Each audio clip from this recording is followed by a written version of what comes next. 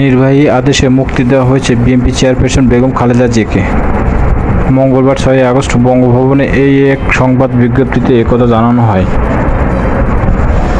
বিজ্ঞপ্তিতে আরও বলা হয়, রাষ্ট্রপতি মোহাম্মদ শাহাবুদ্দিনের সঙ্গে 3 বাহিনী প্রধানেরা, বিভিন্ন রাজনৈতিক দলের নেতা, সুশীল সমাজের প্রতিনিধি, বৈষম্যবিরোধী ছাত্র আন্দোলনের নেতাদের বৈঠকের সিদ্ধান্তের পরিপ্রেক্ষিতে খালেদা জিয়াকে মুক্তি দেওয়া হয়। এছাড়া 1 জুলাই 5 আগস্ট পর্যন্ত বৈষম্যবিরোধী ছাত্র আন্দোলনের বিভিন্ন মামলায় আটককৃতদের মুক্তি দেওয়া শুরু হয়েছে এবং এরই মধ্যে অনেকে মুক্তি পেয়েছেন বলে উল্লেখ করা হয়। এতে রাষ্ট্রপতির কাছে পদত্যাগ দিয়ে দেশ ছাড়েন শেখ হাসিনা।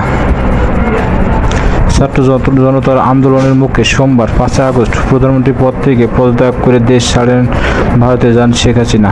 এরপর দেশে পরিচালিত জন্য অন্তর্বর্তীকালীন সরকার গঠনের বিষয়ে আলোচনা শুরু হয়।